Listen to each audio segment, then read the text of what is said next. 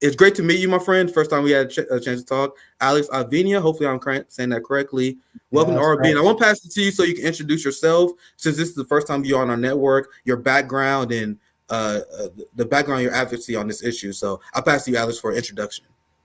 No, thank you for having me. My name is Alex Avina. I'm actually a historian of Mexico and Latin America here in Arizona at Arizona State University. So I'm actually, as I told Zoe, I was like, man, I'm not even an expert on this. I just have some thoughts, but I'm very humbled and I'm happy to be here. And I guess in terms of in relation to this topic, I was in college when the second Intifada happened, and I think that's when I started really paying attention to this topic.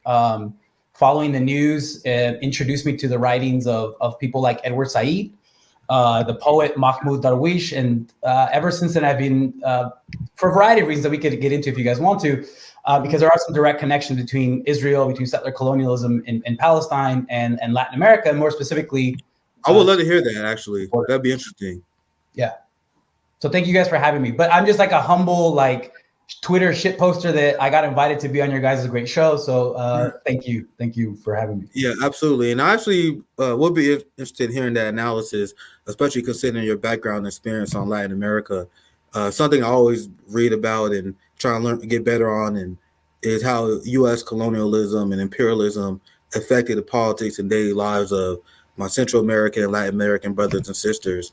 I want to get your thoughts on this before we dive into that topic. You have the West, what I call this mass genocidal psychosis that's forming, where people are just using the most ridiculous arguments. Even people like Ben Shapiro on the right are literally using AI-generated images of decapitated babies to justify genocide. You had Joe Biden, who lied in public. This should be an impeachable offense. He lied saying that he saw beheaded babies. Why? In order to justify the genocide of Palestinian babies. Now, this is from the AP. Palestinians flee northern Gaza after Israel orders 1 million to evacuate. So if you guys don't know, the unhinged police state Zionist regime, they gave the order for millions of people to flee in 24 hours. There are people who have disabilities, people who rely on electrical support that the Israelis cut off. It's an order that they know is not possible. The same way that Benjamin Netanyahu told everyone in Gaza to evacuate, knowing that they live in an open-air concentration camp. So I want to get your general thoughts, Alex, and I'll pass CJ for any thoughts on the headline as well, on this mass psychosis that's going on in the West that is justifying the massive Palestinian genocide that's going on. I really can only show you guys headlines. JB got demonetized. We gotta be very careful what we show you guys, because they are using that as justification to take down pro-Palestinian channels. So just in general, Alex, what are your take on the latest happenings in this push to justify the genocide of the Palestinian people? I mean, I think one of the things that stands out to me is that we've had more than a year of this argument, but applied from a different perspective in relation to Ukraine and Russia, right? So we were told for more than a year by mainstream media to think about a certain way in regards to the collective punishment of civilian populations. And after what happened on Saturday, it's been reversed. And now we are living in a moment where the collective punishment of civilians is not only quote unquote legal under international law, but you have all the Western governments, the most powerful governments in the world, lining up behind it. To me, I mean, this is unreal to me. Like I've been kind of like on this emotional roller coaster watching following this stuff on the news, following this stuff on social media, where you have the most powerful governments on this planet saying that it's okay to collectively punish more than 2 million people who live in one of the most highly dense places on this planet that has been an open air prison since 2006, 2007. The collective punishment of civilians as enacted by Russian forces in Ukraine was highly illegal and immoral, but not in this case. And that really stands out to me. This is one of the things that I've been thinking about for a while. Historically, if you think about, and I tweeted something about this a couple of days ago, historically, any sort of revolutionary process, though, is going to and has faced a similar media type war. I tweeted something about, thank goodness Twitter wasn't around during the Haitian Revolution. Because can you imagine some of the more mainstream perspectives and ideas that would have come out in regards to what happened in August 1791, when Black slaves in northern Haiti and the most lucrative, most profitable sugar plantation in the world took up arms and started killing their masters. And we do it. We can track that, right? We can track that by looking at French, British, and American newspapers at the time and how they represented the actions of the folks in what eventually became Haiti and waging a successful slave revolution that led to the world's first modern Black sovereign state. So it's to see this counterinsurgency waged through media is really difficult to parse through in a variety of different ways, right? I mean, I think another thing that I've been watching is how, as usually is done, Americans tend to make this shit about themselves. Right. So one of the first, of course, the immediate instinct of moderates and liberals is to punch down and to punch left. Yes. And that's all we've had like the last, I mean, there's been some really good pushback, but in mainstream media that reaches the majority of Americans, we've had one think piece after another that is punching down and punching left. While we are witnessing in real time, like ethnic cleansing. I don't know what to make of that. As a historian, you read about this kind of stuff, you research this kind of stuff, you look at primary sources and documents, but it's a hell of a thing to watch it unfold in real time. And it's I don't know, man, emotionally, it's horrific. Yeah. As a historian, I want to ask you about Western liberal democracy being completely exposed because of this issue. All the quote unquote right-wing free speech absolutists, they have nothing to say now that Western governments, because they know they're in the wrong in this issue, like Western liberal democracy do. They had to crack down on dissent in response. So this is what I criticize, and this is what made RBN a shock to the professional managerial class who are deeply influenced by Western chauvinist belief. And this is largely Bernie Sanders and the DSA wing, where they truly believe Western liberal democracy is something to be praised. But Western liberal democracy, they will allow you to criticize the government. But the second that you take action on that criticism, watch you see the state violence happen. That's when that's when authoritarianism cracks up. So I want to get your general reaction. I also want to get CJ's reaction as well, because I have a hotspot video that just dropped. I'll upload it on YouTube right before we went live. I posted it on Twitter while I cover this. You had Germany in Berlin who banned pro-Palestinian protests. You have France that is now banning pro-Palestinian protests. So, Alex, I want to get your perspective as a historian. What your general reaction to this, the crackdown on free speech that no one is talking about other than a select few that's coming from the West, this increased authoritarianism. You see it on Ukraine, you see it on issues of Cuba, China, and now the Palestinian crackdown is becoming even more intense with our friend JB, our brother, being demonetized for telling the truth about this. But Alex, I said no, I'll pass to you for your perspective, and CJ, you can chime in if you want to as well. Yeah, I think free speech as a concept is one thing, right? But when it actually gets put into practice in specific contexts, it particularly in places like the United States, it tends to coincidentally always favor the powerful, the privileged, those that have capital, those that have power. So it's a hell of a thing to watch France try to ban pro-Palestine, anti-genocidal protests, right? Because France has a really terrible record with this. Right. In 1961, you had Algerians who were protesting French actions in Algeria during that country's war of national liberation. And the French police killed more than 100. They drowned a bunch of these protesters by pushing them into the river, the river that goes in the middle of France, Paris. So it's, free speech in practice in the way that it actually gets implemented in contexts that are shaped by unequal power relations. In the US at the very least, always tends to favor those with power, those with access to media, those with access to having their voices heard. And one of the interesting things, though, in the reporting on the banning of rallies and protests in places like Germany and France, and one of the things that stood out to me is that obviously we see that these Western governments are wholly behind what the Israeli government is doing and is horrifically going to do. But the streets are not with their governments. And I've seen just this morning, I've seen videos from different areas of the Middle East, people coming into the streets with waving their Palestine flags, trying to force their governments to do something to prevent what looks like will become a horrific genocide, right? Based on what the Israeli government has been saying the last 2 days. During the last World Cup in Qatar, one flag that was most ubiquitous in all the games, especially thankfully Morocco advanced to like the later stages of the World Cup. The Moroccan national team, every time they won a soccer game, after that, when they were celebrating on the field, they had their Palestinian flags. You had all the fans in the stadiums waving Palestinian flags. So one of the things that we're seeing here, and this is why there's a crackdown by the very Western governments that say they're defenders of free speech, is because the streets are not with these actions, and they're not with the governments that are supporting these horrific actions.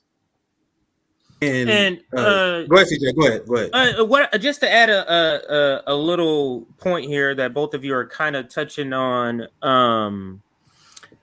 Good guys don't ban shit, Nick. Yeah, and they don't ban good guys don't ban shit. You know what I'm saying? You see what's happening in Ukraine. You see what's happening here. Like if you're on the right side of morality, of humanity, you don't have to ban shit. You get what I'm saying? Like if we go, everybody deserves healthcare. Whoever says I'm against healthcare, we don't need to go, you're banned. You get what I'm saying? Yeah. It's like I'm on the right side. So I want somebody who's against morality, who's against humanity to give their point so everybody can see how stupid you are. But when you're on the opposite side, then you have to ban the person who's saying, no, everybody does deserve health care. You get what I'm saying? So it's a clear indication to me of they know that they're wrong, or at least the people are going to see, like you said, the people in the streets are going to see that they're wrong. And you guys see what they're using there? Look at this liberal democracy. Look at the freedom ring here in France. Tear gas. You guys know tear gas is a war crime? They don't tell you that in school, don't you? Yeah. Tear gas is a war crime, fam. Western governments use it on their own people because who's going to hold them accountable? Their mindset is, oh, well, we ain't using it on combatants. We're using it on our own people. And police in our country had lied for years, decades, on the effects of tear gas. And this is just being exposed by science here recently. There was tear gas used in Seattle that caused many people with asthma to suffer immense health consequences. Some passed away. There were a lot of miscarriages where people who was pregnant that attended George Floyd rallies miscarried immediately. So isn't it funny the pro-life conservatives is okay with tear gassing pregnant women? Very interesting, right? So go ahead, Alex. Feel free to interrupt me anytime. I monologue a lot. You can chime in. I won't get mad. Visually, we get to see where free speech ends, right? It ends at the end of a police baton. I mean, that's what free speech is, right? Because there's always a side, a faction, or a group that gets to decide the limits and the parameters of what constitutes free speech and what doesn't constitute it. Because free speech is an ideal, but it also exists within contexts that are structured, again, to repeat myself, with unequal power relations. Right. So this is what we're seeing in this video from France. Right. Is this the one from France where you have people who are saying we don't want 2.4 million people to be ethnically cleansed, to be bombed, to be killed. And the French police go out there and do what police everywhere in the world do. Right. I mean, the police are always a good reminder about what happens to free speech when you're out in the street protesting against things like we're witnessing right now throughout, not just in France, but in many other countries as well.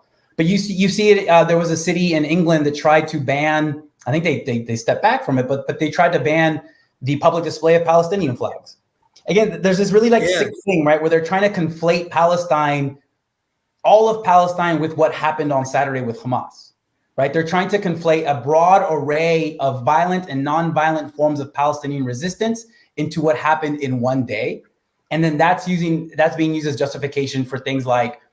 We are going to ban the public display of the Palestinian flag in this random English city. Or another video I saw last week where I think it was in Sheffield, they put up an Israeli flag, but then a protester went up there, took it down and put up a Palestinian flag. And that was met with a certain level of police brutality. Right? So it's free speech is again, it's a great ideal in theory. But when we see it put into practice in certain contexts, then we really get to see what that ideal becomes. And we're seeing that play out in real time right now. Look at how they frame it in the media to justify it. Yeah. And I speak out against black shit libs and the Black Congressional Caucus all the time for weaponizing race issues against us, don't we, CJ? Yes. So if I was a Semitic person, do you guys know how fucking furious I would be?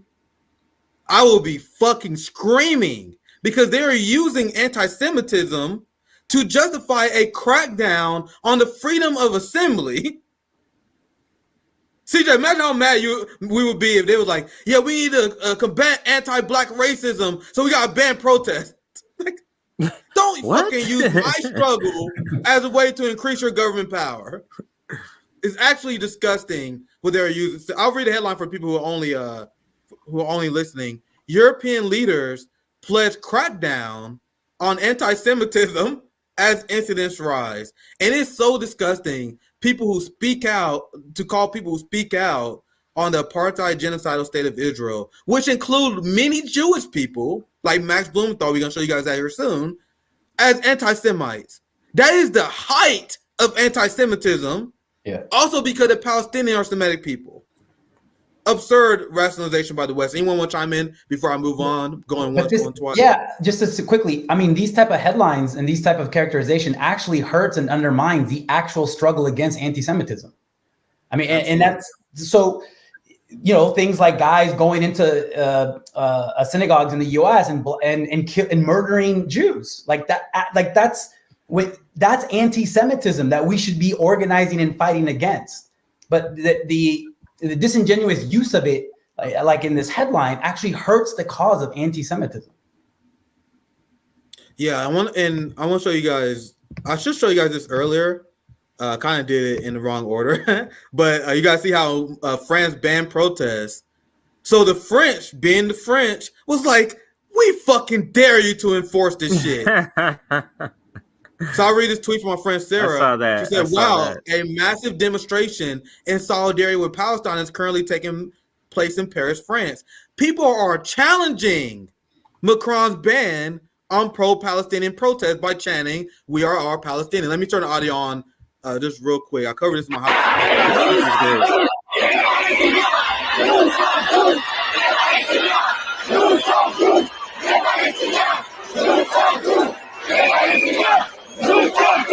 We are all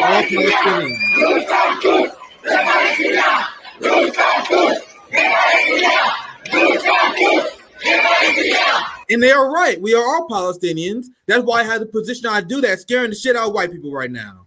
Why does it make sense for us to condemn people who are resisting their violent occupier, CJ? How does that serve us, people who've been victim of the same violent regime? Does not. I'm sorry. But let me listen to this bass out chant.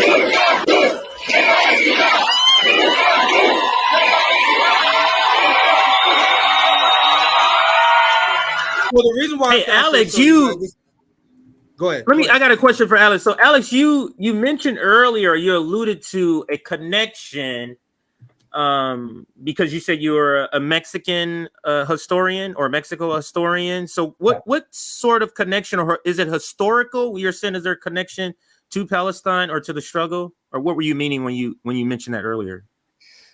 Well, no, I think we have journalists in the borderlands region like Todd Miller who talk about a Palestine-Mexico border. And the way they talk about that is because a lot of the border and fence technology that currently exists on the US-Mexico border is technology provided by Israeli companies. And it's technology is Israeli technology that was developed and tested and implemented in Palestine first. And then they use these companies like Elbit Industries. I think it was Elbit Industries. They will then use their what they've done building walls and fence regimes in Palestine as a way to sell it to governments around the world, including the US government. So I'm currently in Arizona. I think all of our fixed non-manned sensor technology on the border with Mexico they all come from this Israeli company. And they come, they organize, they organize workshops, they organize sales pitches, and their sales pitches, particularly the ones that are articulated by corporations like Elbit, is to say, This technology has been tested and proven in Palestine. It works, and therefore you guys should implement it on the U.S.-Mexico border. Wow. So that's a very clear, direct connection between, and I really like the characterization by some, like, I highly suggest reading the books and the articles of Todd Miller, but we do have a Palestine-Mexico border in the sense that it's Israeli tech, border tech, that has been implemented here, particularly here in Arizona, on the border between Arizona and Mexico. So we also have this this weird connection, right? And I wrote about this a couple years ago for a website called Liberated Text run by Louis Alday. I reviewed a book, an old book from the 80s about Israeli sales of weaponry to Latin America. It's a history of it. And one of the things that really stood out to me is that in the late 70s and early 80s, you had Israeli, essentially state-run armaments industry companies go to Central America and sell weaponry and give military and counterinsurgency expertise to death squad regimes in places like El Salvador and Guatemala. The US in the late 70s, early 80s wasn't able to do that directly or legally because of Congress. So the Israelis, though, were not beholden to, the Israeli government and these companies were not beholden to human rights regulations that were being passed by the US Congress. So they went and worked with some of the worst elements in places like Guatemala and El Salvador in the late 70s and early 80s, right? In the middle of these horrific death squad regimes that then spurred, hundreds of thousands of refugees in the 80s that came to the United States. And if you think about after 2010, when we started to get another cycle of Central American refugees and asylum seekers, they were fleeing countries who were still suffering the effects of what had happened in the late 70s and early 80s, where the Israelis were waging what one journalist called Uzi diplomacy, which was they would go and connect with the worst of these death squad regimes and provide counterinsurgency techniques and expertise and weapons to these regimes that were trying to put down popular efforts of resistance, including some left-wing guerrilla movements, the famous FMLN in El Salvador, and a guerrilla coalition that existed in Guatemala. There's this really, in doing this research, there was this crazy quote I came across by a Salvadorian, one of these like Salvadorian death squad leaders or military officers. He said they asked him about why he preferred working with the Israeli weapons companies, not the Americans. And his quote was, Americans know nothing. Don't forget that they lost in Vietnam, but the Israelis do know. So they used, so in the 70s and 80s, they used the experience of settler colonialism in Palestine to sell weapons and expertise to these Central American countries. And then by the late 90s and throughout the 2000s, they've used, again, those experiences of building walls and fences and technology in Palestine to sell it to Americans, both political parties, right? Because their policies on the border is bipartisan. So now we have all this Israeli tech on the border.